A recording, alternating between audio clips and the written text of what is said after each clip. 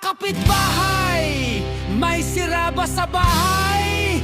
Huwag mag-alala, ang lubagi ang sagot sa problema mo.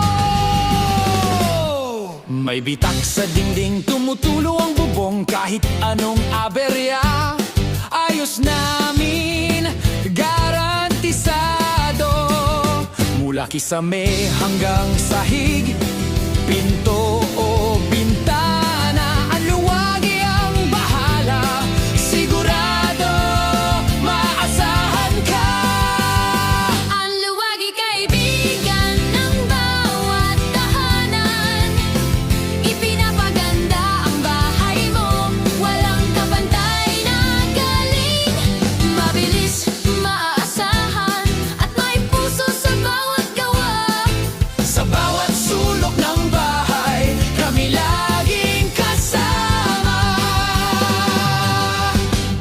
Pintuan na sumisigaw, tubo na tumutulo, kisame na nagkakabitak, sahig na nanginginig. Kahit electrical o welding, sa amin may solusyon. Ang luwagi expert sa lahat ng serbisyo ng bahay mo. Ito ang inyong ang luwagi, sumasaludo sa inyo. Tandaan natin saan luwagi, walang maliit na trabaho. Una ay serbisyo, lahat ng kailangan, sagot namin ito. Ang luwagi house repair and maintenance. Bahay mo, ayos namin, sa kalidad walang tatalo. Wiggy House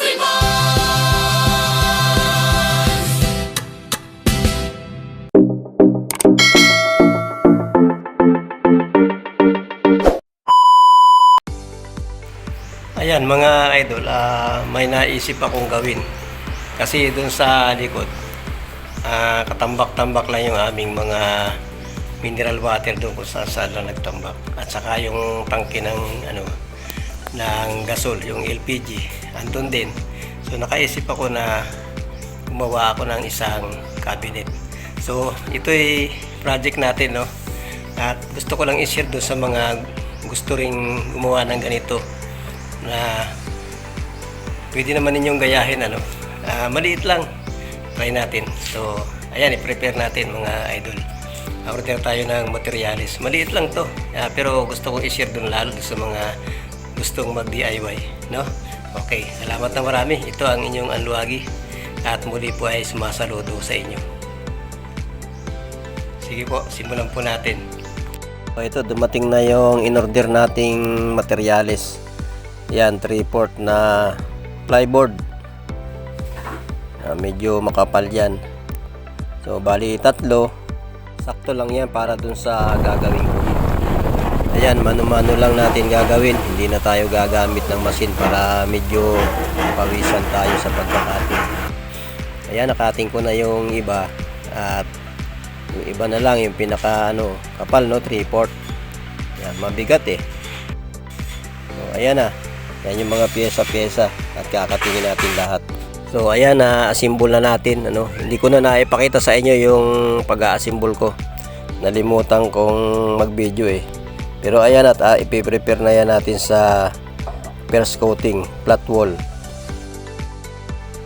Yan, pipinturahan na natin yung ating cabinet. Ito ang gamitin natin, no? Ito. Ito yung pinaka first coating.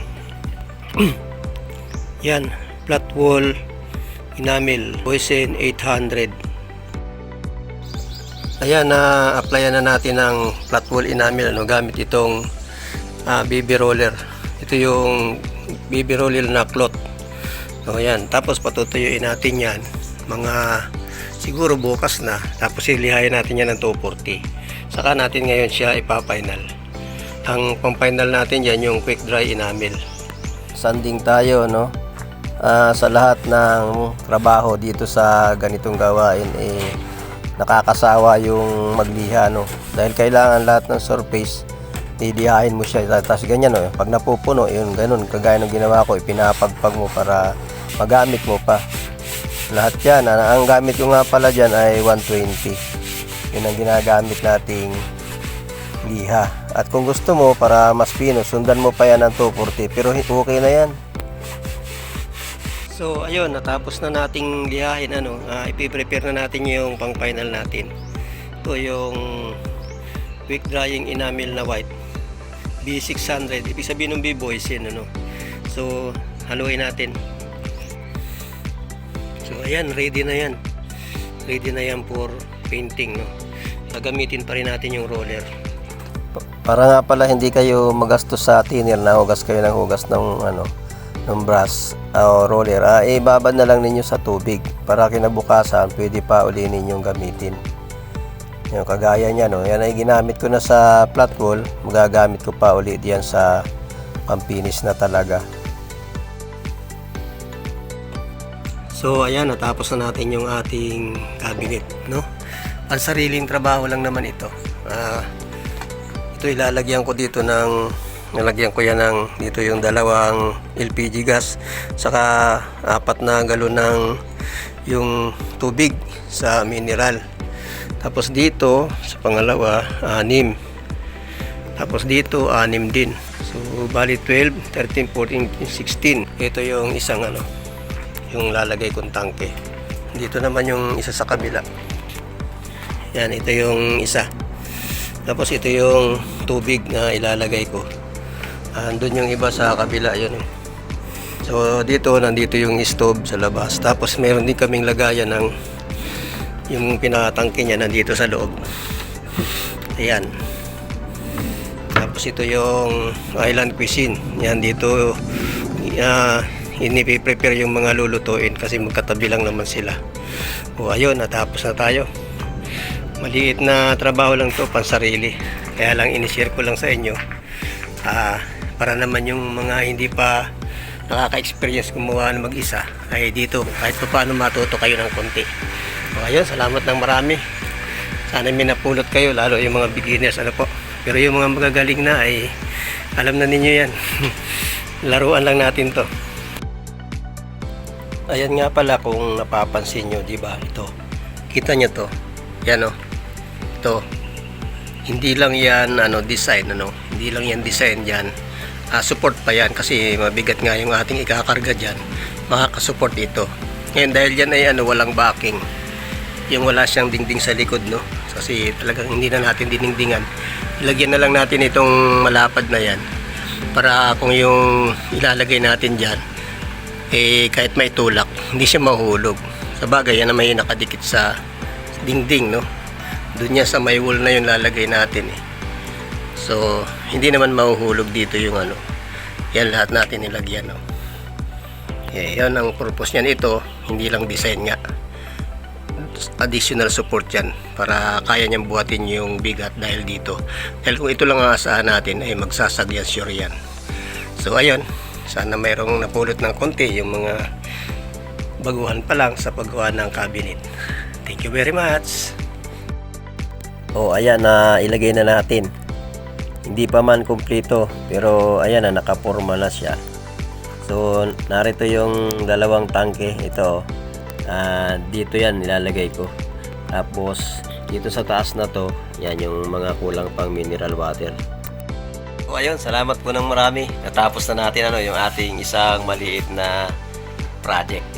So kasi pakalat-kalat lang yung ating mga tubig dyan ay para naman hindi makontaminate, ay kailangan nating ilagay sa maayos na lalagyan. So mas maganda yun nakataas.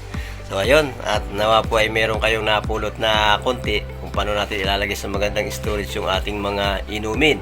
Inumin yan kaya kailangan laging malinis. Ayun, sa mga hindi pa nagsusubscribe, subscribe na po kayo, wala po namang bayad dyan.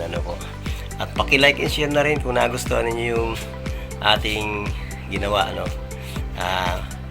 Yan po ay tulong na ninyo kay Anluwagi para tuloy-tuloy pa tayo makapag-upload ng mga iba pang kaalaman sa renovation, repair, at yan po ang trabaho ng inyong Anluwagi. Ayun, salamat muli ng marami At ito po muli ang inyong Alwagi. Sumasaludo po muli sa inyo. Tandaan po natin sa Alwagi, wala pong maliit na trabaho. Una po ay serbisyo. Ayun, God bless po. Salamat po ng marami sa inyo. Bye-bye.